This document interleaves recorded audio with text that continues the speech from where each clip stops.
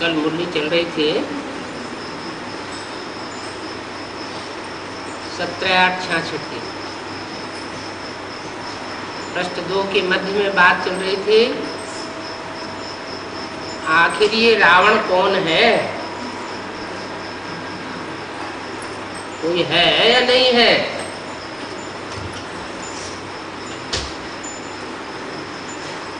हवा है क्या,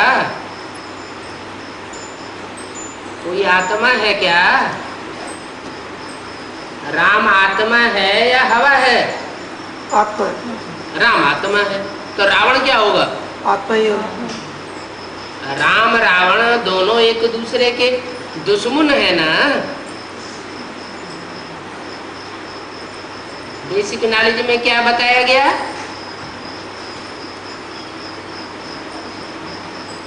कि हमारी आत्मा में जो 5 विकार की कमजोरियां हैं वो रावण है। अच्छा, हर आत्मा में वो 5 विकारों रूपी कमजोरियां नंबरवार हैं या एक जैसी है। नंबरवार। आप कमजोर कमजोर उनको ज्यादा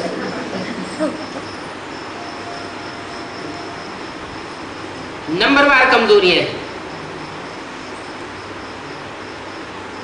तो कोई आत्मा 100% काम क्रोध लोभ मोह अहंकार वाली भी होगी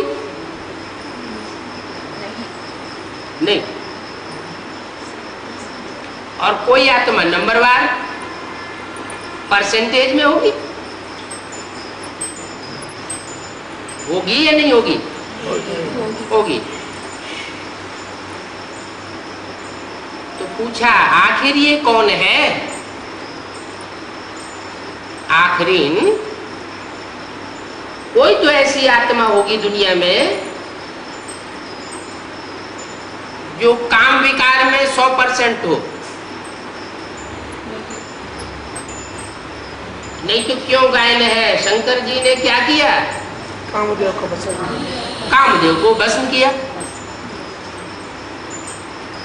अब भक्ति मार्ग में तो उसे देवता बताई दिए। अब देवता में तो विकार होते ही नहीं है। जरूर देवता बनने से पहले कोई दुनिया का सबसे बड़ा महाकामी होगा जिसके अंदर जो देह अभिमान में काम विकार की अनुभूति भरी हुई है उसको भस्म किया होगा।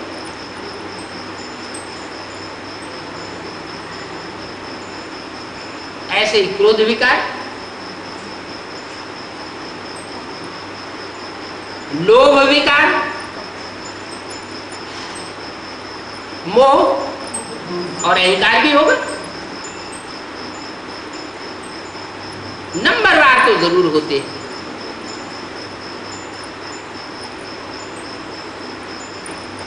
अगर दुनिया के धर्मों के हिसाब से देखा जाए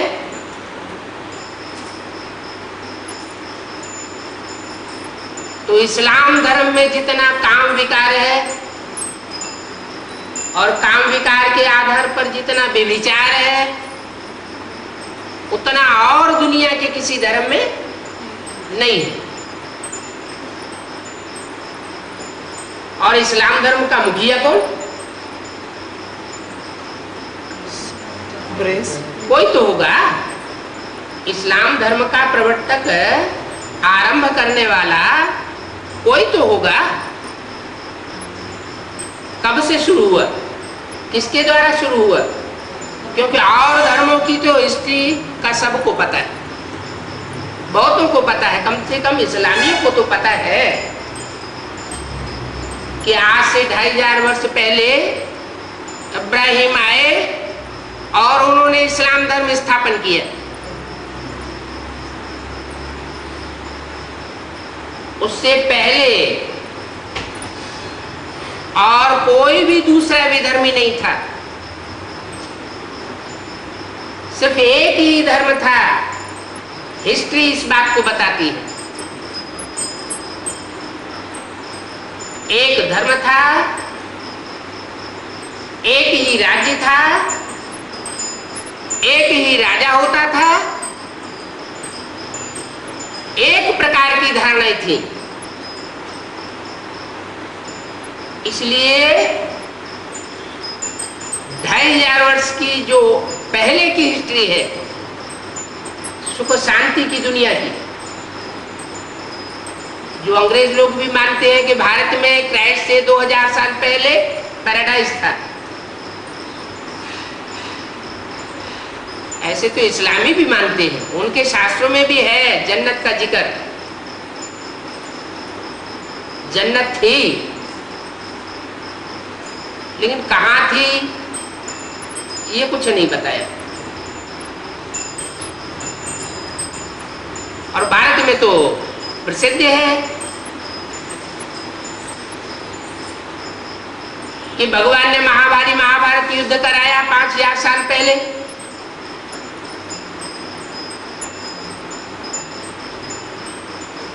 और महाभारत युद्ध के बाद, युद्ध के बाद तो शांति होती है ना। युद्ध से पहले शीत युद्ध होता है, झगड़ा चलता है अंदर अंदर, एक दूसरे की काट चलती है। तो ये साबित होता है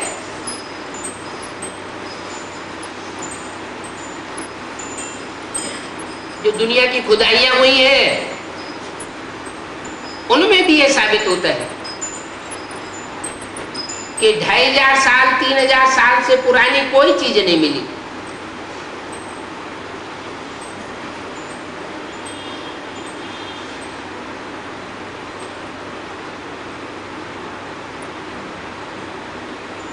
हिस्ट्री इस बात को बताती है।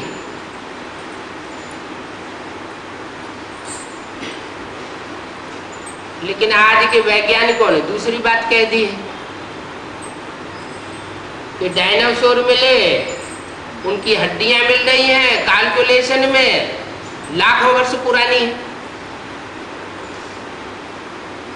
अब वैज्ञानिकों की बात पर विश्वास किया जाए या शास्त्रों की बात पर विश्वास किया जाए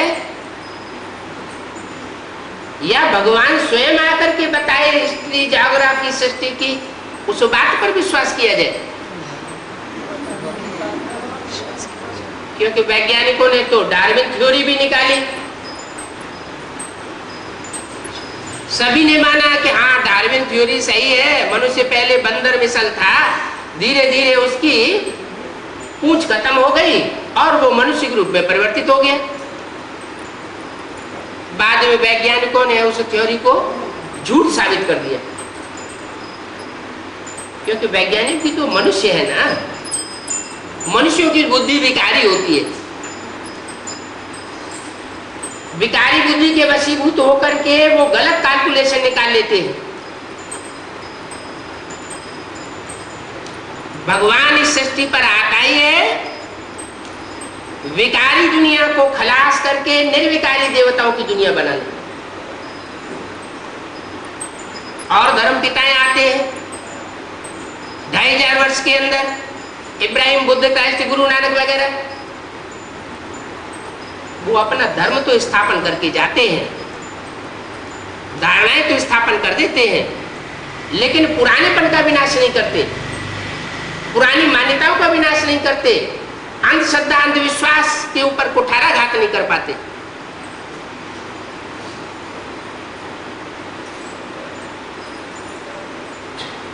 भगवान इस सृष्टि पर जब आता है तो पुराने धर्मों का विनाश करता है। सब धर्मों का जो पुराने पड़ गए हैं, तामसी हो गए हैं, क्योंकि दुनिया की हर चीज पहले सतो प्रधान सुखदायी होती है और बाद में धीरे धीरे तमो प्रधान दुखदायी हो जाती है। चाहे मनुष्य हो, चाहे जानवर हो, चाहे कोई जड़ वस्तु हो, हर चीज पहले सतो प्रधान सुखदायी और बाद में तमो हो जाती है। चार अवस्थाओं से गुजरती जरूर है। जैसे मनुष्य का जीवन बाल्यकाल, किशोरावस्था, नौजवान और फिर बुढ़ापा। सुख भोगने की भी क्षमता नहीं रहती। तो ये सृष्टि भी 4 आयामों से पसार होती है, जैसा शास्त्रों में लिखा हुआ है। सत्ययुग, त्रेता युग, द्वापर युग और कलयुग। 4 सीन का ये ड्रामा है।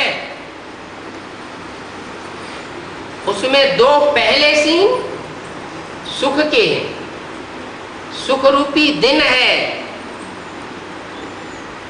ज्ञान सूर्य की रची हुई दुनिया है। और बाद के 2 युग, द्वापर से लेकर कलयुग तक,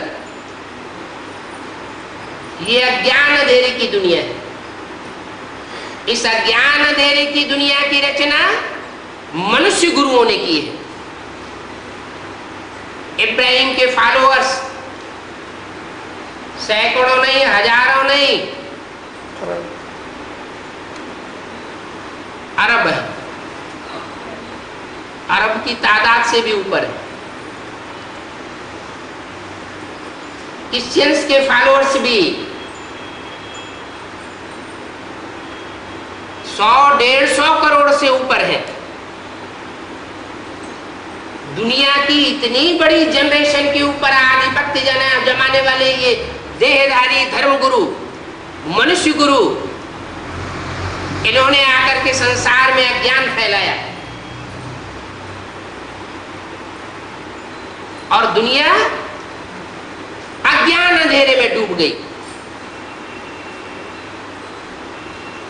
अभी माया का पंप एंड शो 100-200 वर्ष के अंदर इतना ज्यादा फैलता है, पश्चिमी सभ्यता से, पश्चिमी देशों से लेकर के भारत तक, ये सब अज्ञान अंधकार में डूब जाते हैं, चकाचौंध हो जाती है। क्या क्या निकला है? जो भी निकला है वो जन सामान्य के कल्याण नहीं उससे हो रहा है। एटम बम निकले, क्या उससे जनता का कल्याण हो रहा है? एरोप्लेन निकले हैं, कितनी दुनिया की परसेंटेज आत्माएं एरोप्लेन से लाभ ले पाती है?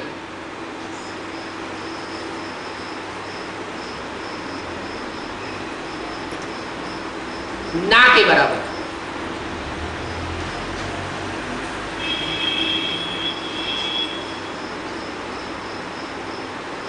और भी वैज्ञानिक चमत्कार हो रहे हैं।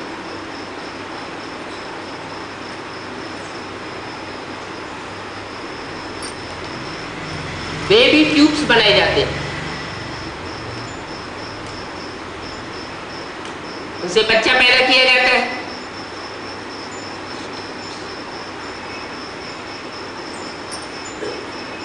लेकिन क्या उसमें जो आत्मा आती है वो आत्मा का परिष्करण होता है? नहीं होता। बीज को जब तक नहीं सुधारा है तब तक संसार का कल्याण नहीं हो सकता। प्रकृति के ऊपर कंट्रोल किया है मनुष्य ने, आत्मा के ऊपर कंट्रोल नहीं किया। आत्मा भी अविनाशी है, प्रकृति के 5 तत्व भी, एलिमेंट्स भी अविनाशी है। लेकिन प्रकृति मनुष्य के कंट्रोल में आ चुकी है बहुत कुछ, लेकिन इतनी कंट्रोल में नहीं आई है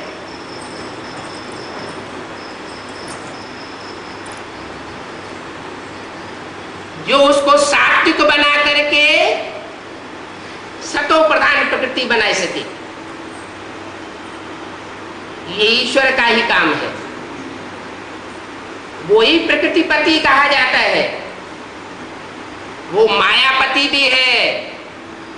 काम, क्रोध, लोभ, मोह, अहंकार जो आत्मा में कमजोरियां आ जाती हैं, उनके ऊपर भी कंट्रोल करने वाला है और मनुष्य आत्माओं को भी कंट्रोल कराने वाला है। ये 5 विकारों का कंट्रोलर मायापति कहा जाता है। माया का पंजा है ये 5 विकार। तो मायापति भी है,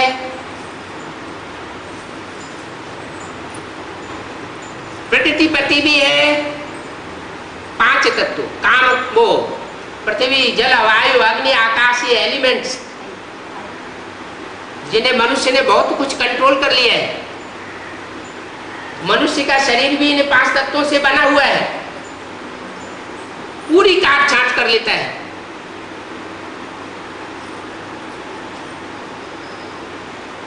लेकिन मनुष्य शरीर में से आत्मा जो निकल जाती है, उसकी पकड़ मनुष्य के हाथ में नहीं आई।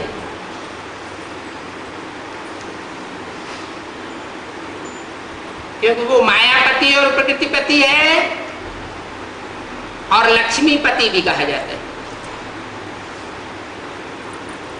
लक्ष्मी नारायण का राज्य सतयुग में होता है।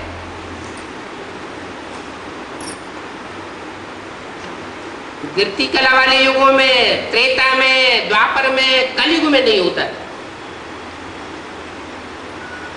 तो वो संपूर्ण दुनिया बनाने वाला है। कलयुगी झूठ दुनिया को पलट करके सतयुगी 16 कला संपूर्ण दुनिया बनाने वाला है। वो आता है तो बताता है कि राम कौन है और रावण कौन है।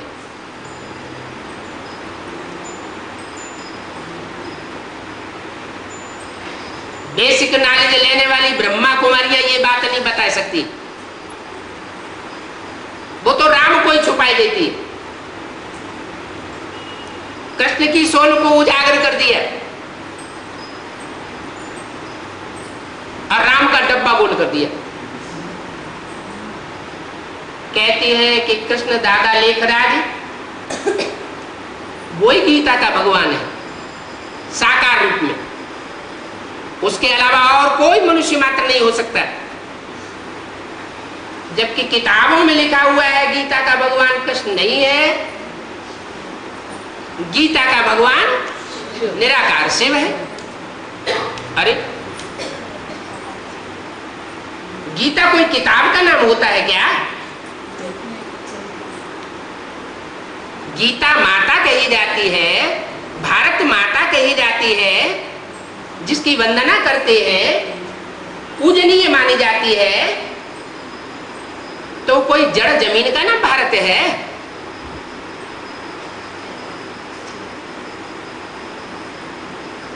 सर्वशास्त्र शिरोमणि कही जाती है। शास्त्र माना शासन करने वाली।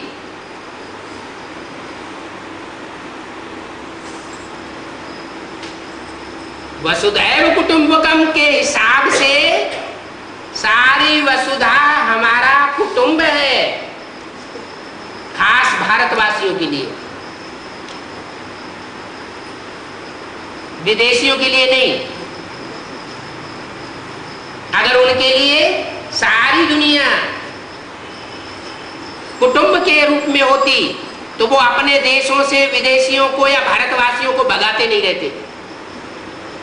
भारत की आज भी परंपरा है, जो भी विदेशी भारत में आए, भारत ने अपनी गोद में उन विदेशियों को जगह दी। मुसलमान आए, आक्रमण भी किए, तहस नहस किया, लूट लपोट की, मारकाट मचाई, फिर भी उनको जगह दी। क्रिश्चियंस आए, सारे भारत को अपनी मुट्ठी में ले लिया, उंगली पे नचाना शुरू कर दिया, राजाई की व्यवस्था तहस नहस कर दी, आपस में लड़ाई किया। वो क्रिश्चियंस भी भारत के हर शहर शहर, गांव-गांव में बसे हुए, भले उनका राज्य नहीं,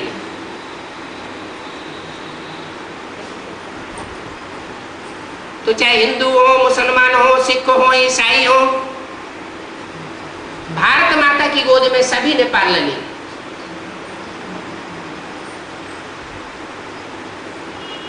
तो पालना देने वाली कोई चैतन्य शक्ति भी होगी ना,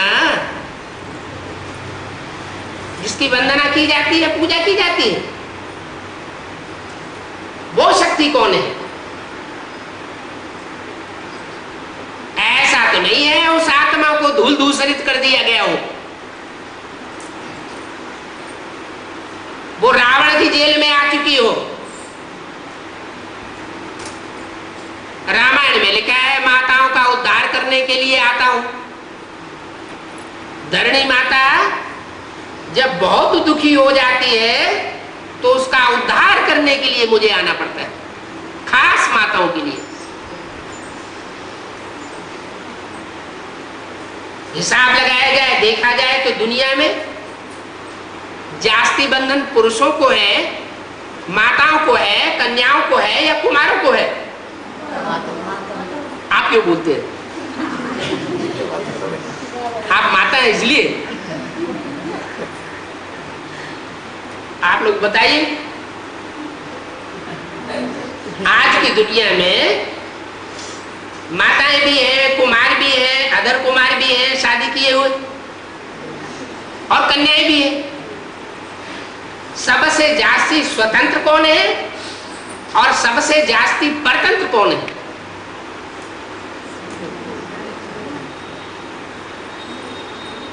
हर देश की गवर्नमेंट भी समानता में लाने की कोशिश कर रही है, लेकिन नहीं हो पा रहा है। तो बताइए, कन्याओं, माताओं, पुरुषों, कुमारों के बीच में सबसे जास्ती परतंत्र कौन है? माता है। आप तो ज्ञान में चल रहे हैं, इससे फट से बता रहे हैं। यहाँ कुछ लोग ऐसे भी बैठे हुए हैं जिन्होंने भट्टी भी नहीं की है। बैठे हैं ना? हाँ। हाँ, बैठे हैं। तो ज्ञान योग की भट्टी में पकने के बाद पूरी बात पता चल जाएगी। तो जो नए नए जैसे बैठे हुए वो बताएं कि दुनिया में जास्ती दुखी कौन है?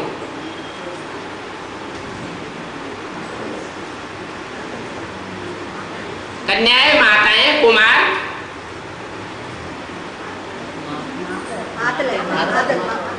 కొత్తగా ఉన్నవాళ్ళు, కొత్త వాళ్ళు మాత్రమే అంటే చేయని వాళ్ళు.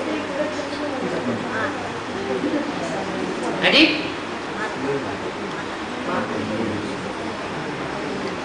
हिंदी अनुवाद कर दो, शायद हिंदी नहीं जानते।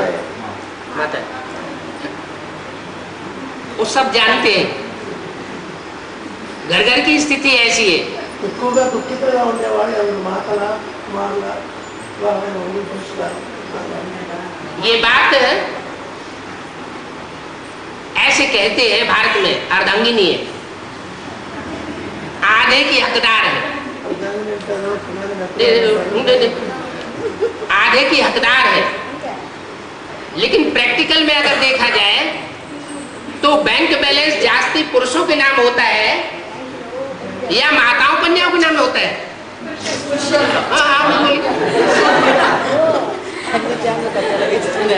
किसके नाम होता है?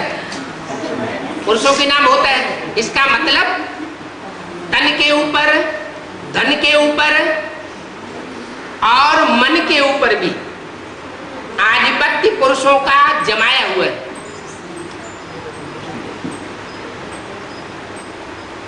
तो माताएं कंट्रोल्ड हुई पड़ी, बंधन में है।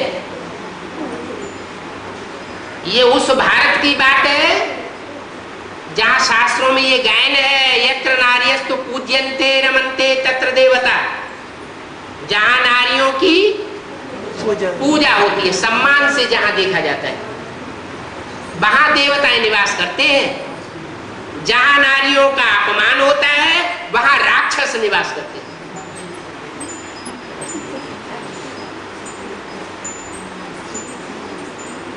तो भगवान आते हैं माताओं का उद्धार करने के लिए। उनको कहा जाता है धरणी माता। शास्त्रों में जो नाम है वो काम के आधार पर है। धरणी माना धारणा करने वाली, जैसे प्योरिटी की धारणा है। प्योरिटी माना पवित्रता, ब्रह्मचर्य। पुरुषों में जास्ती प्योरिटी निभाने का ताकत होती है या कन्याओं माताओं में प्योरिटी निभाने की ज्यादा ताकत होती है? खास भारत में, विदेशों की बात छोड़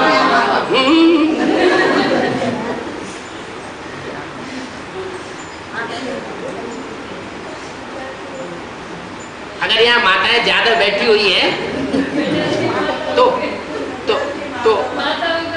हाँ, ज्यादा बैठी हुई है, इससे साबित होता है कि भाइयों ने उनको स्वतंत्र किया हुआ है नेल्लूर में। दूसरी जगह के मुकाबले फिर भी स्थिति अच्छी है।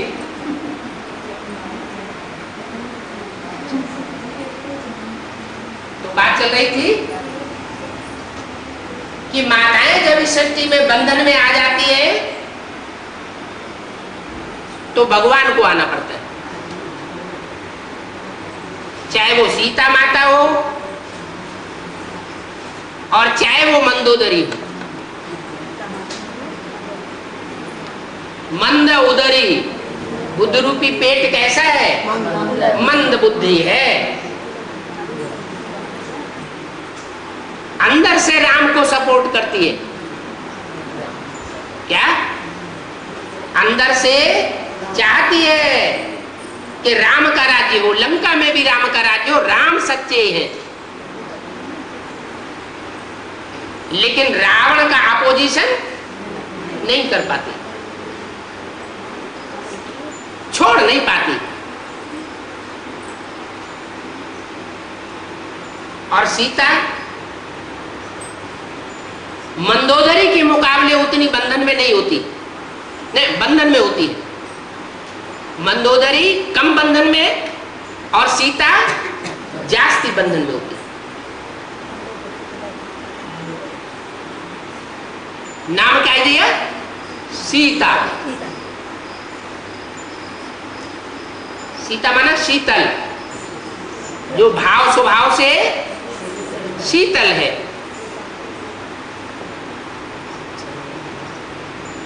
धारणा शक्ति वाली है, पवित्रता की धारणा वाली है। ऐसी पवित्रता की धारणा जो सब गुणों की जननी है। प्योरिटी, जहां पवित्रता होगी वहां बुद्धि भी पवित्र होगी। पवित्र बुद्धि होगी माना सुमति होगी। इसलिए रामायण में तुलसीदास ने लिख दिया है, जहां सुमति तहां संपत्ति नाना और जहां कुमति तहां विपत्ति निदान। तो पवित्रता की धारणा कन्याओं माताओं में जास्ती होने के कारण भगवान जब इस सृष्टि पर आते हैं तो कन्याओं माताओं के हाथ में कलश देते हैं ज्ञान का।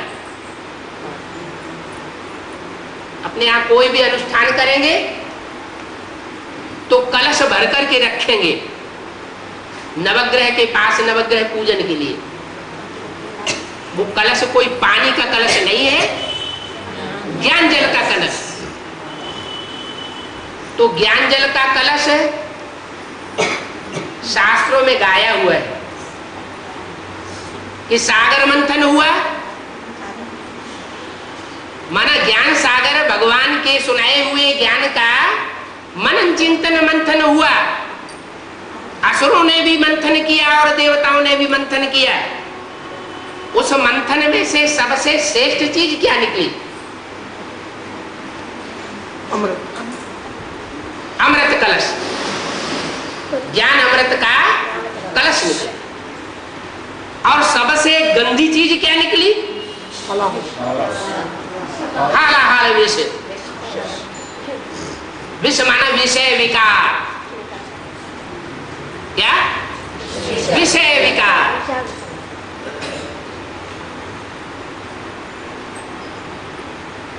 तो कलश किसको दिया गया है?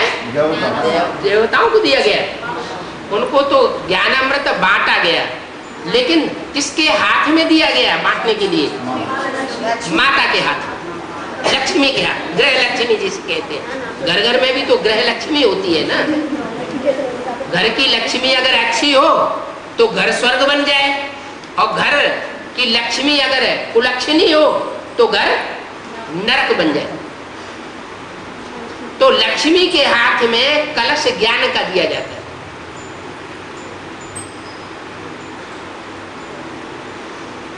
कौन सा कलश? जो मंथन करने के बाद निकलता है,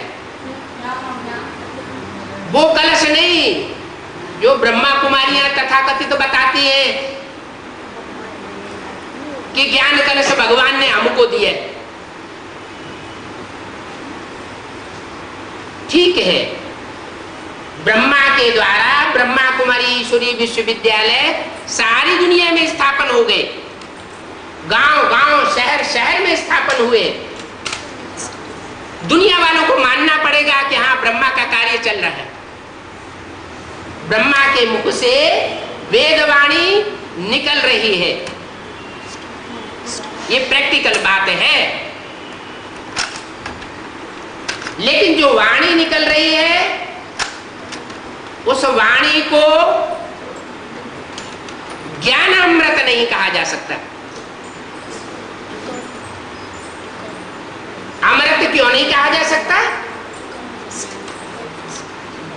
क्योंकि जो भी वाणी निकली है माउंट आबू से ब्रह्मा के मुख द्वारा, उसका मंथन नहीं हुआ जब तक ब्रह्मा जीवित रहे। और मनन चिंतन मंथन जब तक नहीं होता है ज्ञान सागर की वाणी का, तब तक वो ज्ञान अमृत नहीं है। ज्ञान का अमृत कलश नहीं कहा जा सकता।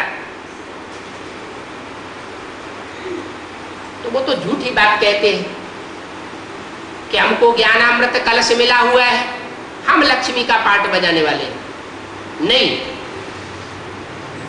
अमृत कलश की रचना ही नहीं हुई थी जब तक वो जीवित रहे। अमृत कलश का कनेक्शन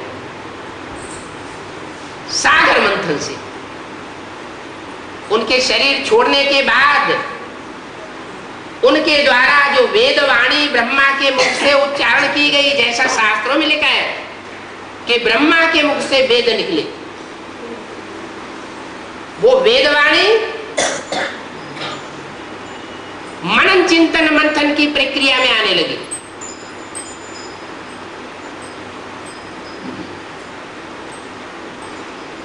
और ब्रह्मा कुमारी आश्रम में दो हिस्से हो गए।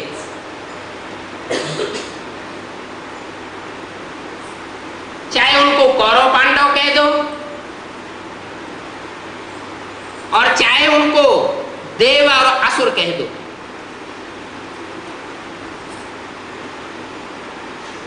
क्योंकि शास्त्रों में जो भी देवासुर संग्राम प्रसिद्ध है,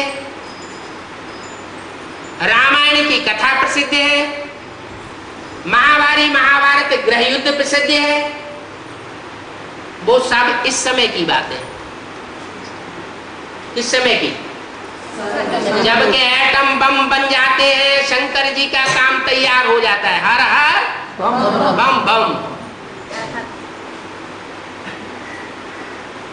वो कार्य तैयार हुआ पड़ा है। वो कोई खिलौने नहीं तैयार हुए हैं कि हमारे घर की सजावट की जाएगी। जो चीज बनी है वो काम में लाई जाएगी। और धर्म पिताएं तो विनाश करते ही नहीं, पुरानेपन का, पुरानी जनरेशन का, पुराने धर्मों का। ये तो भगवान है जब इस सृष्टि पर आता है तो नई दुनिया की स्थापना के साथ साथ पुरानी दुनिया का विनाश का भी मसाला तैयार करा लेता है। तो एक तरफ अमृत कलश निकलता है,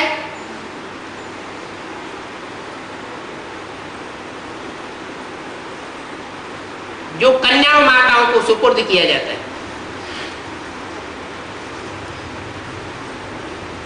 कि तुम ज्ञान जल बांटो। बांटा जाता है तो भी असुर चालाकी करते हैं। क्या चालाकी करते हैं?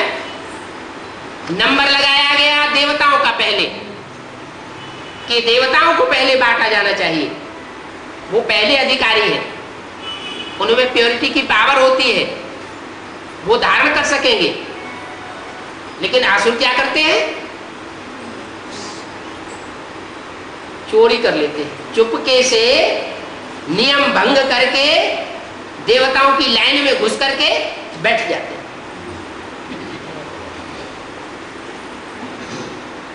एक तरफ विषय विकार भी पीते रहते और दूसरी तरफ ज्ञान अमृत भी पीते रहते, तो वो ज्ञान उनके काम आएगा? काम नहीं आता, लेकिन पी तो लिया ना, तो अमर हो जाते हैं।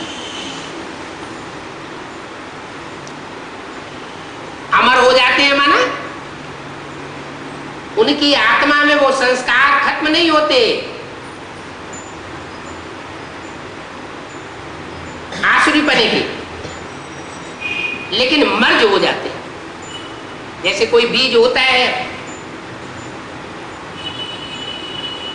सर्दी में पौधा बनेगा, गर्मी में पौधा नहीं बनेगा। कोई बीज होता है गर्मी में पौधा बनता है, सर्दी में पौधा नहीं बनता है। कोई बीज होता है बरसात में उगता है, दूसरे मौसम में नहीं उगता। तो ऐसे ही ये बिंदु बिंदु बिंदु बिंदु आत्मा रूपी बीज है, जो भ्रकुटी के मध्य में यादगार के रूप में बिंदी या टीका लगाया जाता है। ये आत्मा यहाँ निवास है। इस आत्मा की रोशनी आंखों में से निकल रही है। ये आत्मा जब शरीर छोड़ के जाती है तो आंखें बटन हो जाती है, माने वो रोशनी, आत्मा रूपी रोशनी निकल गई, वो चैतन्यता चली गई। तो आत्मा में जो आसुरीपने के संस्कार भरे हुए हैं जन्मजात, जिन आत्माओं में, वो आत्माएं भी ज्ञान अमृत को पी करके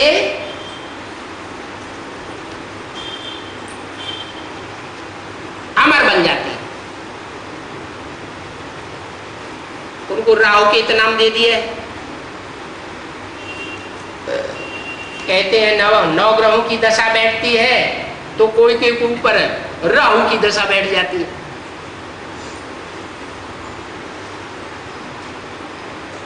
अच्छी दशा बैठती है तो कहते हैं बृहस्पति की दशा है। बृहस्पति को देवताओं का गुरु माना जाता है।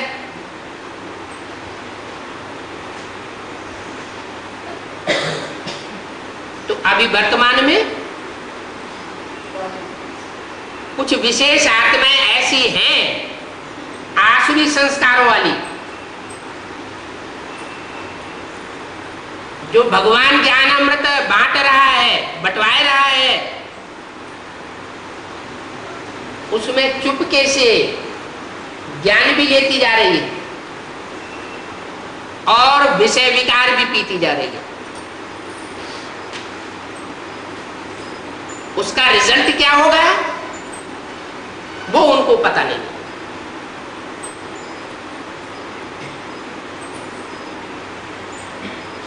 अभी बाप पहचान आकर के दे रहे हैं कि ये संगम युग है, पुरुषोत्तम संगम युग।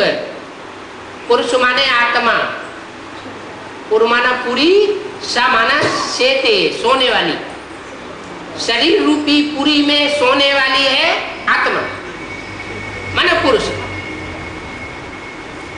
वो पुरुष रूप आत्मा जो है वो इस समय दुनिया में दो रूपों में है, एक आसुरी रूप में और दूसरी देव आत्माओं के रूप में है। तो वो देव आत्मा है, लेकिन असुरों के संग में आकर के सब असुर बन चुके हैं। रामकृष्ण की आत्माएं भी जन्म लेते लेते सतयुग त्रेता में जन्म लेते, द्वापर कलयुग में जन्म लेते लेते नीचे गिर चुकी। गलती से उनको भगवान मान लिया। वो देवताएं थे, देवताओं में उच्च कोटि की आत्माएं थी। मनुष्य जब नीचे गिरता है तो राक्षस बन जाता है, और मनुष्य जब ऊंचा उठता है दिव्य गुण धारण करके तो देवता बन जाता है। गीता ज्ञान में ये बात बताई जाती है कि गीता ज्ञान नर अर्जुन को नारायण बनाने के लिए दिया गया था। अर्जुन नर था, मनुष्य था, मनुष्य को नारायण बनाने का ज्ञान दिया। नारी द्रौपदी थी, उसको नारायणी बनाने का ज्ञान दिया गया। भगवान ने ज्ञान दिया, लेकिन गलती से कृष्ण का नाम डाल दिया। अब गीता में तो कई श्लोक और कई शब्द ऐसे आए हैं जो गीता ज्ञान दाता निराकार समझा जा रहा है। समझ में आता है कि वो निराकार था, वो कोई साकार नहीं था। साकार माने देह अभिमानी, निराकार माने निराकारी, निर्विकारी, निरहंकारी।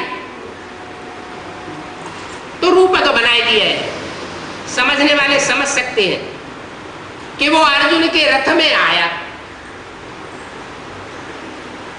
दूसरी तरफ शास्त्रों में लिख दिया है शरीरम रथम विद्धि इंद्रियाणि हयान्याहु।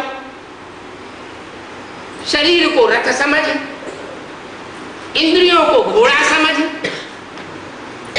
तो साबित हो गया ना कि जिस रथ में भगवान आया वो रथ अर्जुन का रथ था, माने शरीर रूपी रथ था। उस शरीर रूपी रथ में प्रवेश करके वो सुप्रीम सोल शिव निराकार ने पुरुषार्थ का अर्जन कराया, कमाई कराई। अभी वो कमाई करा रहा है। कौन सी कमाई? जन्म जन्मांतर जो सुख मिलता है और दुख मिलता है, उस सुख और दुख पाने का रास्ता बताने की कमाई।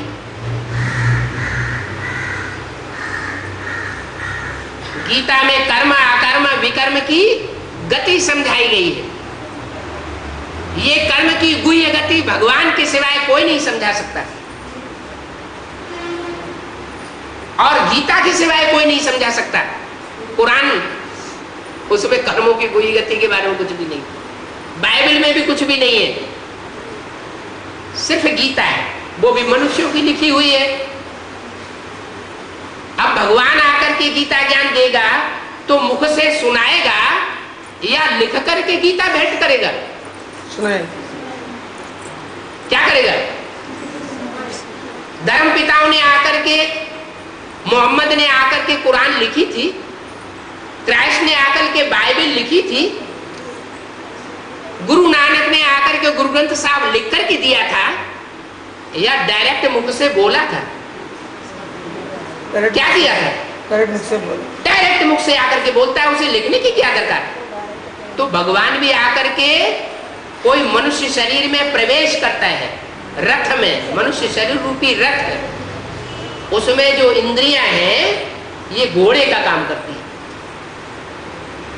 इन इंद्रियों को खुली छूट दे दो तो मनुष्य गड्ढे में चला जाएगा। इनको लगाम लगा के रखेंगे तो शरीर रूपी रथ सही काम करेगा, बीमार भी नहीं पड़ेगा, समाज की नजरों में भी श्रेष्ठ रहेगा, भगवान की नजरों में भी श्रेष्ठ रहेगा। सरकार भी, जो भ्रष्टाचारी सरकार है, वो भी अंत में मान लेगी कि ये शरीरधारी आत्मा अच्छा कार्य करने वाली है। तो शरीर रूपी रथ में भगवान आता है निराकार शिव। वो निराकार शिव गर्भ से जन्म नहीं लेता। क्या वो एक ही आत्मा ऐसी है जो गर्भ से जन्म नहीं लेती। क्यों नहीं लेती? क्योंकि वो कर्मों की गुह्य गति को जानने वाली है। जो खुद ही 100% कर्मों की गुह्य गति को जानने वाला होगा वो कर्म बंधन में आवेगा क्या? जो दूसरों को कर्म बंधन से छुड़ाने वाला है, राजयोग सिखाने वाला है, बताता है तुम बच्चे कर्म योगी बनो, हठ योगी न बनो। हाथ पांव बैठ करके बांध करके बैठ गए और भगवान को याद करने लग पड़े, ये आर्टिफिशियल याद है। कोई महबूब अपनी महबूबा को हाथ पांव बांध करके नहीं याद करता है। कारखाने में काम करेगा तो भी याद आएगी। कोई माँ अपने बच्चे को हाथ पांव बांध करके याद नहीं करती। रोटी पकाते भी बच्चे की याद आती है, वो असली याद है। याद को मनुष्यों ने, भगवान की याद को मनुष्यों ने आर्टिफिशियल बनाई दिया। ढोल मजीरा बजाए बजाए के याद करते हैं, गीत लगा के याद करते हैं। ये सब है हठयोग, जबरदस्ती। क्यों जबरदस्ती? इसलिए है कि भगवान की असली पहचान नहीं है किसी को। रामायण में लिखा है जे जानो ते देव जनाई, और जानत तुम्हें तुम्हें हुई जाई। जिसको भगवान आकर के ज्ञान देता है वो ही जान सकता है भगवान की पहचान। भगवान के अलावा भगवान की पहचान कोई 100% नहीं दे सकता। दूसरे जितनी भी पहचान देंगे वो अधूरी पहचान देंगे। भगवान के सन्मुख पहुंच करके, सानिध्य में आकर के जो जितनी गहराई से भगवान को पहचानेगा वो दूसरा नहीं बता सकता। वैसे भी कहते हैं किसी मनुष्य की करनी को जानना हो, चलन को जानना हो, तो उसके साथ रहने से ही पहचाना जा सकता है। कोई मनुष्य किसी मनुष्य की गहराई को जानना चाहे तो दूर रह करके उसकी गहराई क्या है नहीं जानी जा सकती, पास में रह करके ही जाना जा सकता है। तो भगवान भी इस सृष्टि पर आकर के किसी मनुष्य रथ में प्रवेश करके मनुष्य रूप में कार्य करता है। उन मनुष्यों की बनाई हुई गीता में भी लिखा हुआ है कि मुझे साधारण तन में आए हुए भगवान को मूढ़मती लोग नहीं पहचान पाते। वो अपने अहंकार में रहते। बुद्धि का अहंकार बहुत बड़ा अहंकार होता है। तन सुंदर हो उतना बड़ा अहंकार नहीं चढ़ेगा, धन अरब खरब हो उतना बड़ा अहंकार नहीं चढ़ेगा। लेकिन कोई के पास बुद्धि है और बुद्धि के आधार पर 10, 20, 50 को कंट्रोल करके रखता है तो उसको बहुत अहंकार चढ़ता है। ये बुद्धि का परिवर्तन करने के लिए परमात्मा को आना पड़ता है। बुद्धि माने आत्मा, मन बुद्धि को ही आत्मा कहा जाता है। आत्मा कोई दूसरी चीज नहीं है। शरीर मुर्दा हो जाता है तो ये नहीं कहा जाता कि मन बुद्धि इसमें रह गई, नहीं, मन बुद्धि रूपी आत्मा ही उड़ गई। जिस आत्मा में अनेक जन्मों के संस्कार भरे हुए हैं बुद्धि में, वो आत्मा शरीर से अलग हो जाती है। शरीर में आत्मा निकल जाने के बाद सारे तत्व मौजूद है, नाक, आंख, कान, हाथ, पांव, 5 तत्व। क्या निकल गया? वो मन बुद्धि की पावर निकल गई, वो रोशनी निकल गई, वो चैतन्यता निकल गई। तो वो चैतन्य आत्मा जो बीज है, ये शरीर वृक्ष है, वो बीज मूल रूप में जैसा होता है वैसा ही अपना पार्ट बजाता है। कोई आत्मा राक्षसी स्वभाव की है, भगवान भी भले आ जाए, ब्रह्मा भी नीचे उतर आए, तो भी नहीं तब्दील होती। कोई आत्मा ऐसी है जो भगवान के आने पर राक्षसी स्वभाव त्याग करके, जो उनको संग के रंग से मिला है, विधर्मियों के संग के रंग से, उसको त्याग देती है और दैव पद प्राप्त कर जाती है। तो भगवान आकर के अभी पहचान दे रहा है राम कौन है और रावण कौन है।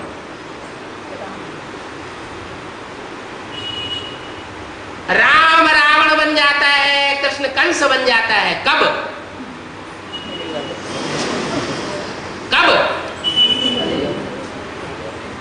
कलयुग के अंत में, संग के रंग में आते आते जो आसुरी धर्म दुनिया में फैले हुए हैं, मानवीय धर्म दुनिया में फैले हुए हैं, उन विधर्मियों के चक्कर में आकर, विदेशियों के चक्कर में आकर के रामकृष्ण की आत्माएं भी नीचे गिर जाती है।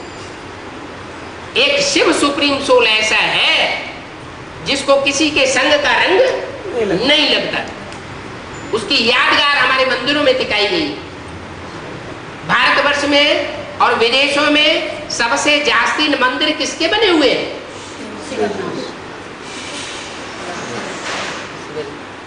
कोई ऐसा देवता है जिसके सबसे जास्ती मंदिर बने, जिसकी सबसे जास्ती मूर्तियां बनी,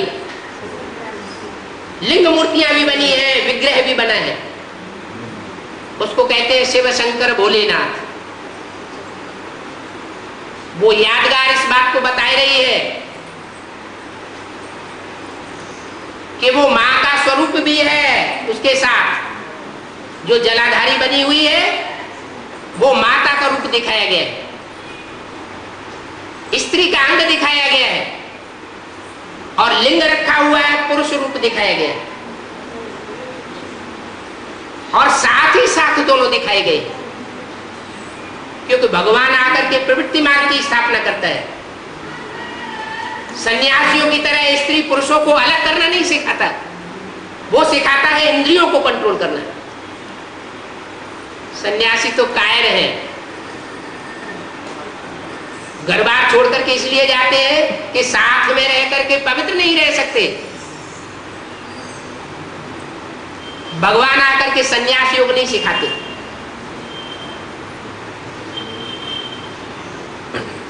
वो भक्ति भी करना नहीं सिखाते। भक्ति में तो अंधश्रद्धा होती है, वो मनुष्य गुरु सिखाते। भगवान आकर के ज्ञान देता है और शास्त्रों में लिखा हुआ है विरते ज्ञानान्न मुक्ति, बिना ज्ञान के मुक्ति नहीं होती। भगवान आकर के वो ज्ञान देता है। ज्ञान माना जानकारी से बनता है ज्ञानी। भारतीय गवर्नमेंट में आकर के उसका नाम पड़ा डाल दिया जनता पार्टी।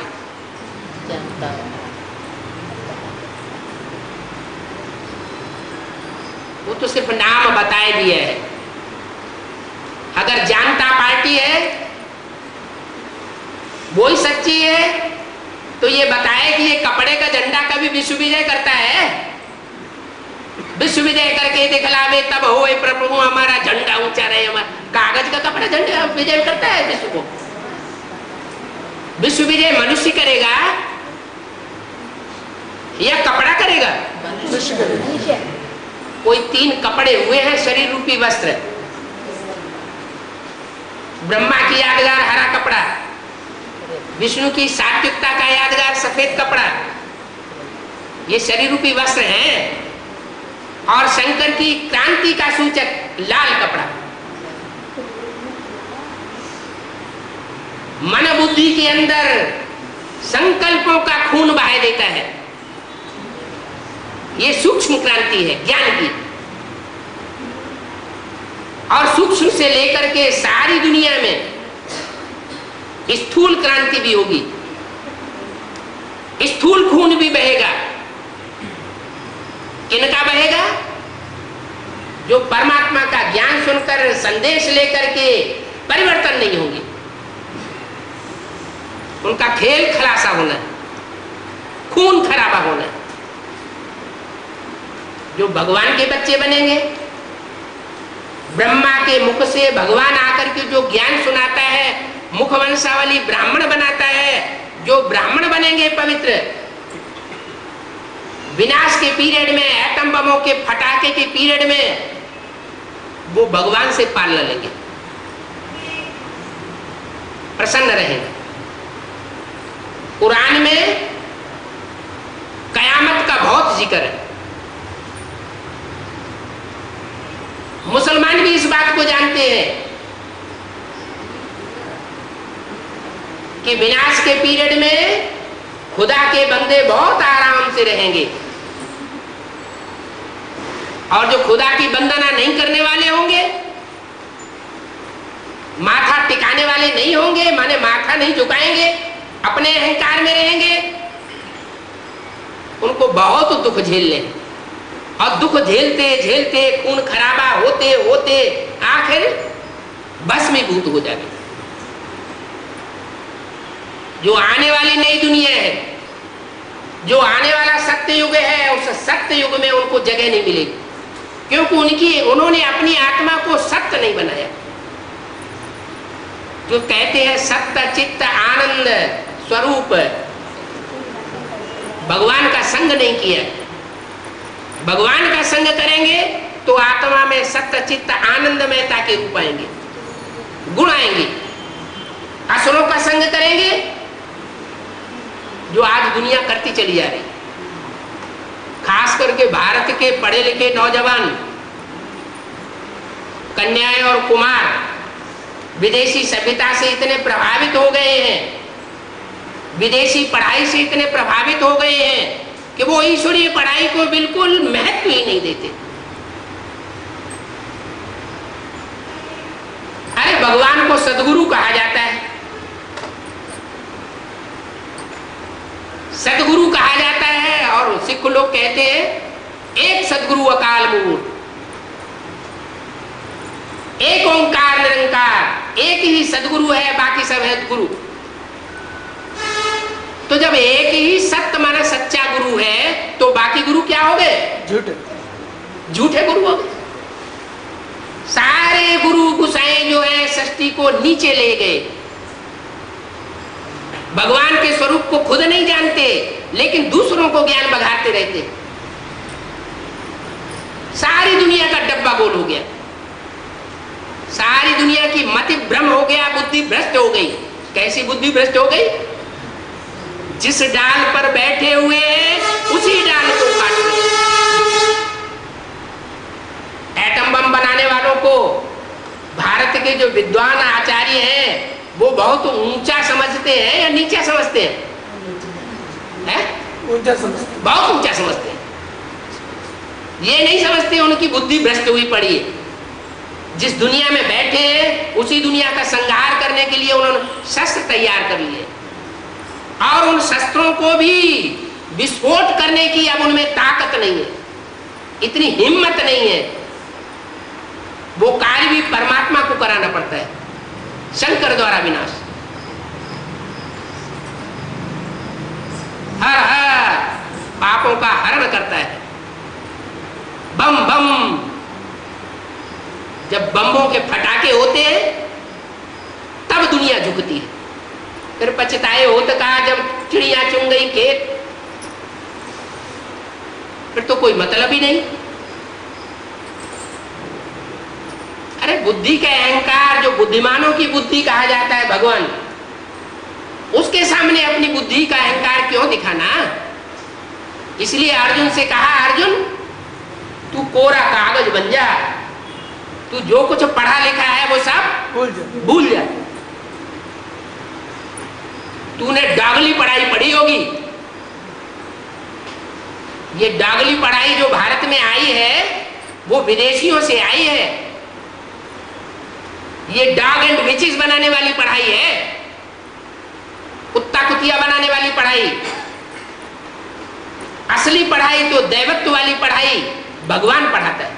नर को नारायण बनाने वाली पढ़ाई वो आकर के राजयोग सिखाता है। उस राजयोग में राज भरा हुआ है कि कैसे स्त्री का संग करते हुए भी, इंद्रियों से कर्म करते हुए भी, कोई भी इंद्रिय का संग करते हुए भी बुद्धि को एकाग्र किया जा सकता है।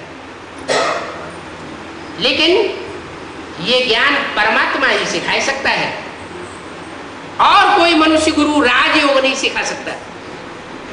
आचार्य रजनीश कहते कहते मर गए। योग क्या चीज है तो क्या बताते थे? भोग में योग समाधि लगावे। अरे तुम मर क्यों गए?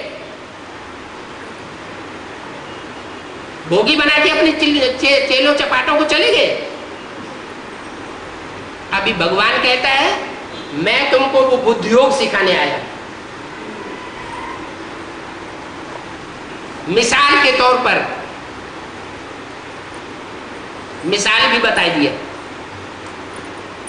जैसे महबूब अपनी महबूबा की याद में होता है, रास्ता चलते चला जाता है, आंखें खुली हुई होती है, कौन उसकी आंखों के सामने से निकल गया वो उसे पता नहीं लगता। क्यों नहीं पता लगा? क्योंकि बुद्धि दूसरी जगह एकाग्र थी। तो ये और इंद्रियों का भी यही काम है। जैसे आंख का मिसाल लिया कि आंख ने अपना विषय ग्रहण नहीं किया, उसको दिखाई नहीं पड़ा आंखों के सामने कौन कौन गुजर गया। ऐसे ही कान, नाक, मुख और जो भी भ्रष्टेंद्रिय हैं उनका भी यही हिसाब है कि संग में आते हुए भी निस्संग कैसे रहा जा सकता है। उसका मिसाल, संपूर्णता का मिसाल शंकर जी को दिखाया गया। शंकर जी का भोजन क्या था, पेय क्या था, क्या पीते थे? हैं? अरे कि उनके हाथ में कोई पात्र दिखाया जाता है? कौन सा पात्र दिखाया जाता है? विष पात्र। जो सागर मंथन से विष निकला, विषय विकार निकले, उन विषय विकारों को वो पी गए। हर मनुष्य आत्मा के अंदर वो विषय विकार भरे हुए, वो विषय विकार उन्होंने पी लिए, उनको असर नहीं हुआ। नहीं तो विष पीने के बाद मनुष्य मर जाता है। उनका विषय विकार कहां अटक गया? कहते गले में अटक गया। गले से आवाज निकलती है ना, तो उन्होंने जो आवाज निकाली वो ज्ञान की आवाज में, ज्ञान अमृत में इतना ताकत है कि विष को भी खलास कर सकती है। नहीं तो ये नियम है, जो व्यक्ति जितना जास्ती विकारी होगा उसकी बुद्धि में ज्ञान अमृत ठहर नहीं सकता। गाय है, शेरनी का दूध सोने के पात्र में ठहरता है, मिट्टी के पात्र को फोड़ के निकल जाता है। ये शरीर है मिट्टी का पात्र, अगर विकारी है तो मन बुद्धि में विकारी मनन चिंतन मंथन चलता है भ्रष्ट इंद्रियों का, तो बुद्धि विकारी है, मन मिट्टी का पात्र है।